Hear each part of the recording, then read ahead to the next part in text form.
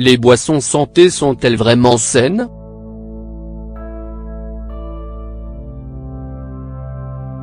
Les boissons santé, ces mélanges de jus, d'eau et d'arômes enrichis en nutriments sont très à la mode. Mais sont-elles aussi bonnes pour la santé qu'on veut nous le laisser croire? Les boissons santé peuvent-elles vous garder en santé? Il faut le reconnaître, l'eau plate du robinet est plutôt plate. L'eau aromatisée aux fruits apportant de la variété, on est porté à en boire plus. Si, de surcroît, elles fournissent des vitamines, c'est encore mieux.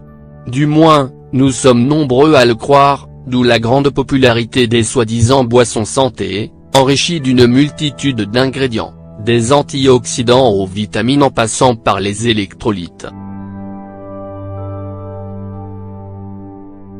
Cependant, Patricia Hu, diététiste de Vancouver, estime qu'on ne devrait consommer ce genre de boisson qu'à l'occasion. Je ne recommanderais pas d'en boire plus d'une fois par semaine, prévient-elle. Si vous découvrez que vous comptez sur elle pour vous hydrater ou assurer votre apport en vitamines et en minéraux, je vous conseille vivement de jeter un cil critique sur votre alimentation et sur ce que vous buvez par ailleurs, et d'apporter, le cas échéant, les changements qui s'imposent afin de vous nourrir plus sainement. Choisir une boisson santé.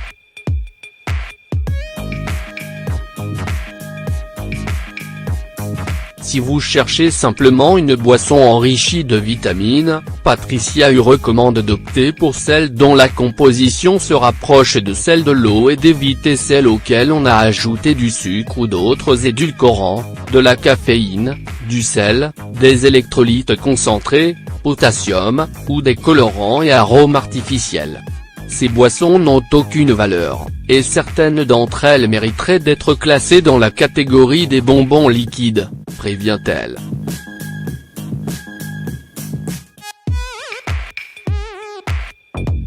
Les boissons ne comprenant aucun de ces ingrédients, ce qui est plus rare, pourraient vous hydrater adéquatement. Cependant, elles sont habituellement tellement riches en sucre qu'elles se comparent, à cet égard, aux boissons gazeuses ou aux cocktails, fournissant autant de calories. Comme toutes les boissons sucrées, il faut en consommer avec modération quand on veut réduire son apport calorique, rappelle Alexis Williams, diététiste de Burlington, Ontario. L'information nutritionnelle qui apparaît sur la plupart des aliments transformés constitue votre guide pour savoir ce que vous ingérez réellement.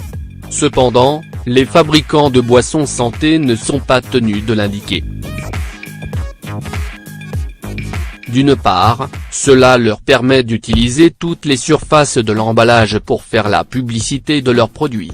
D'autre part, il est impossible pour le consommateur de comparer la valeur nutritionnelle de ces produits entre eux ou avec d'autres, souligne la diététiste, qui recommande de lire la liste des ingrédients afin d'avoir au moins une idée du contenu.